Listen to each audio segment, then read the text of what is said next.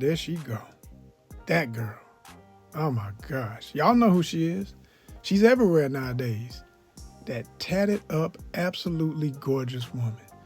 You say to yourself when you see her, damn, she pretty.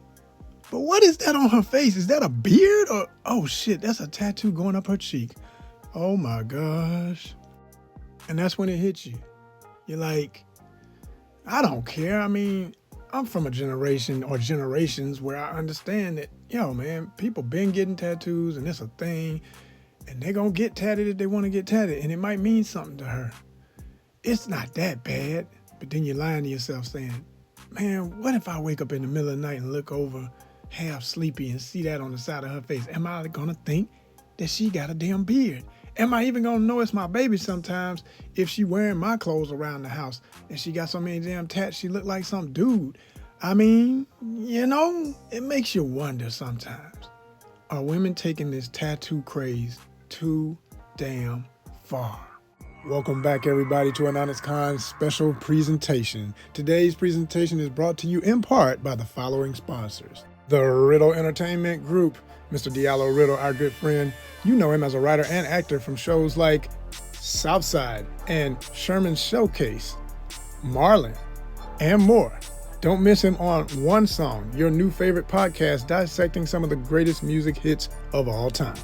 This thing is crossing all ethnicities, and it's generally almost true for every woman from 20s on up. They're all getting tatted. And at this point, I gotta ask, well, how much is too much? Where is too much? What type of tattoo is too much? Yeah, you know, now first of all, that's me. I don't have any tattoos, but I did this drawing just the other day on a t-shirt. As you can see, I love calligraphy, and I've been inspired by tattoo art for years, for many years, okay? The black and gray, shadow techniques, all types of street urban styles, but especially very traditional tribal style has always appealed to me. But I don't have one, not even one. And it's crazy because I thought by now I'd be covered. Ironically, even in my latest declaration of where I want to go in the future of HonestCon and the possibility of building our own university one day, I showed myself as a much older man, still in great shape, with 2 tattoos on both of my arms, you know, and you can see through all my sketch pads, I have countless drawings of all these tattoos that I would get. I thought I would have been covered from head to toe by now. But there's one thing about it. I don't like pain. Now, before somebody says, oh, you're a wimp, you're a wuss, check with my doctors about how many times I survived 2, yes, I said 2 bouts with kidney stones. Any real ones just shut up and gave me my respect and said, don't play with that man. He done been through a whole other level of pain. So it ain't about just the pain. It's about, do I want to look at this for the rest of my life? Because they are forever. Even if you get them lasered off, there's always an imprint. There's always some indication that something was there. And I don't want anything on my body that I'm not going to love forever. Now, does that mean I'm never going to get them? I honestly think I'm going to get them. I think I'm still going to get a lot of tattoos before it's all said and done. I'm going to just deal with the pain, or maybe I'll go under anesthesia like a lot of these rappers be doing. When you see them 1 year and they ain't have none and then they come back fully tatted, man, ain't nobody getting all them tats that quick without being knocked the hell out. I learned that the hard way from watching a lot of these people. And shout out to the real Tarzan for putting on camera him getting his tattoos under anesthesia. It literally explained that whole thing to me, because I was thinking to myself, these people are all that tough? They getting all these crazy tats? Like, no. Don't get it twisted. Now, some of them are that crazy, and some of them like pain.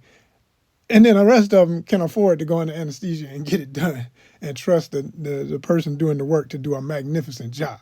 So shout out to the ones who keep it real and just be honest about it, because it ain't about being macho and proving that you so damn tough.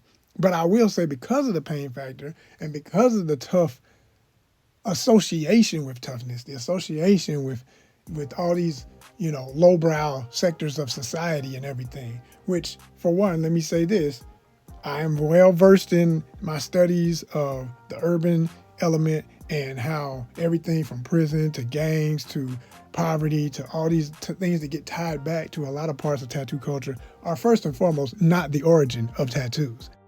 The word tattoo itself comes from a Polynesian word.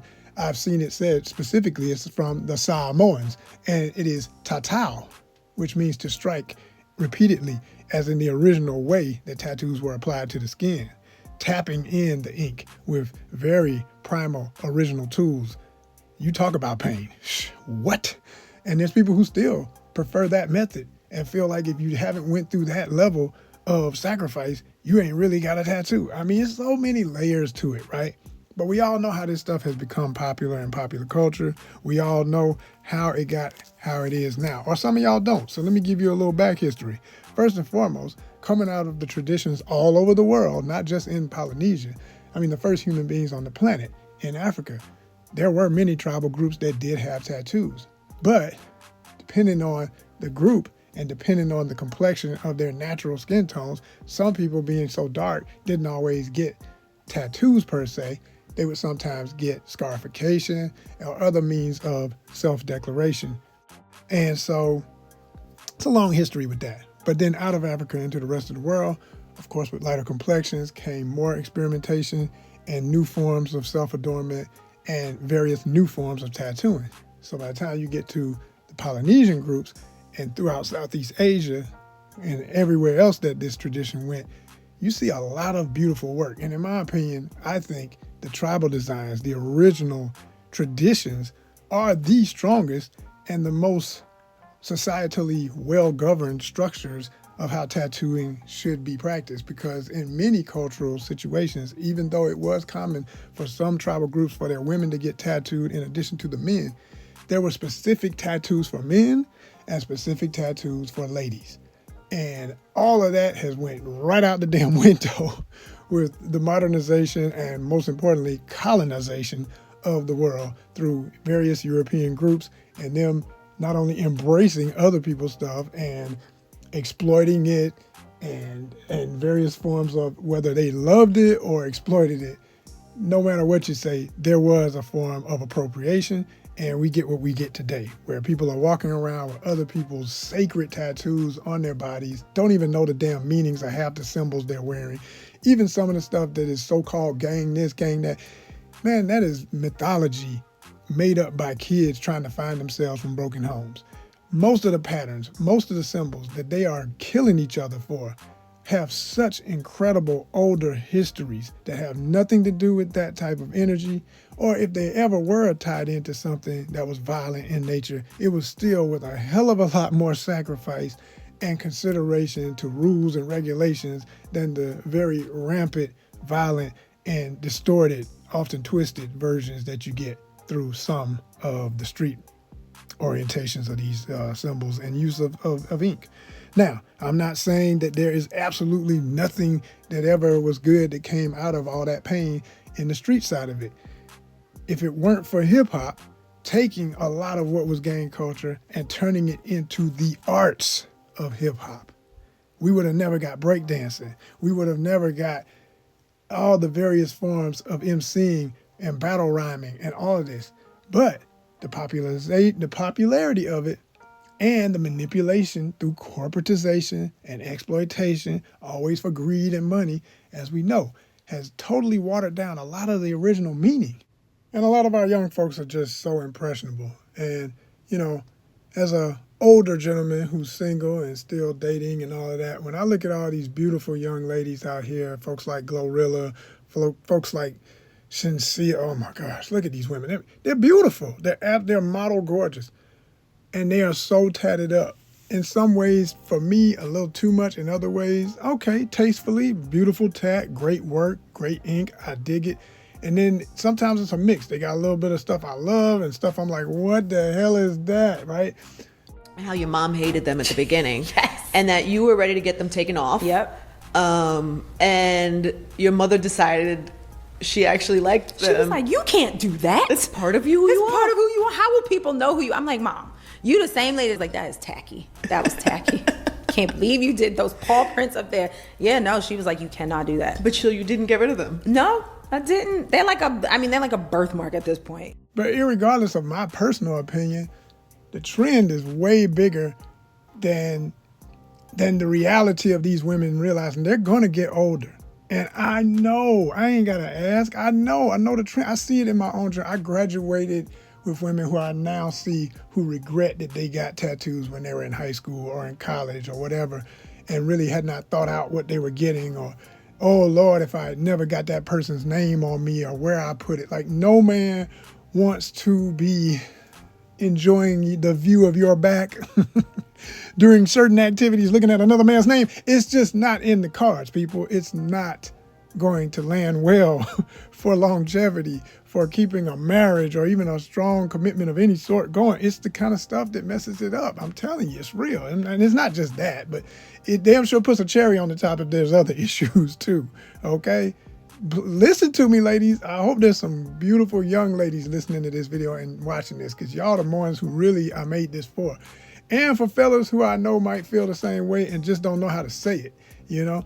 But I'm seeing it more and more. I'm seeing it on the pop the balloon type shows where, you know, sometimes they're quick to say a lady looks nice even when she got a whole bunch of tattoos. And other times they say, hey, you know, we could be homies. You cool. You know, you look good. I mean, no disrespect. You know, you got to always blanket. Hey, no disrespect. Everything's good. But you ain't it, because ain't no way in the hell when I decide, okay, I'm deciding I'm ready to get married. I'm ready to date with purpose, as y'all be saying these days and all this, you know what I'm saying? And they not trying to take home that. They're not trying to bring that in front of mama. They're not trying to bring that in front of daddy. Hopefully they got a daddy. And just depends on the situation. Some of these women already know they're getting red quick. And when they decided to get covered from head to toe, I can always tell somebody who really loves tattooing and somebody who just did something because they thought it was cute. And yeah, I said cute, you know, cute at the time. You know, they just had to do it because all their little girlfriends was being hot to trot and everybody was doing it, or they went together, or they got drunk and forgot that they did it and woke up saying, Lord have mercy. Whatever the case may be, it's taxing, y'all. It's taxing. And I'm gonna give you another thing from personal experience. Like, I want to be very clear. More than likely, the ladies in the rest of my life, many of them will still have tattoos, and I'll be cool with that depending on what they look like. Not just how she looks, I'm talking about what the tattoo looks like, the quality of the ink, what it is, what was the meaning of it, all of that, if we're going to be together any amount of time. I dated a lady one time who had one of the most gorgeous back tattoos I've ever seen in my life. This Latina that was in my life. And I'm going to just leave it at that. I ain't going to get too detailed out of respect for whatever her current situation is. But when I tell you, the view of her back was immaculate. It was incredible. It was one of the most amazing tattoos I've ever seen. And she got a lot of attention for it, to the point where she almost couldn't wear anything that revealed her back unless she wanted to get, you know, people coming up to her, touching her unasked. You know, people just get weird about that. Like, oh my gosh, it's so beautiful. I want to touch you. And so like, whoa, don't be touching nobody, man. Just look. You know, she told me stories about having gone through that. And it was a lot of pain and all that. She went through the sacrifice. She got it. She did what she did. She was one of the most beautiful ladies I've ever dated. Quite frankly, in many ways, I always call her the prototype of the type of woman I'm looking for in many ways, even though she had her flaws and the flaws were too big to stick around. But for the pluses, oh my gosh, what a woman, you know, and her tattoos would have not gotten in the way of us being together had she not had the other mental things going on that messed it up.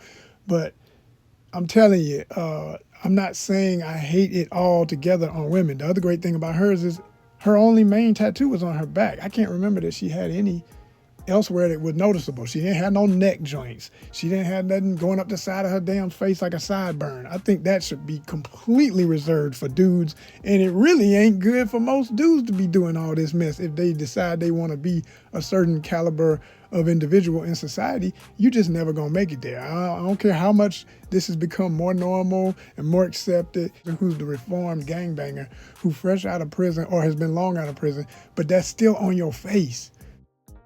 And anybody who knows what the symbols mean is gonna say, damn, who the hell is your, you know, like, what is this what your organization about? This who you rolling with? This how y'all do?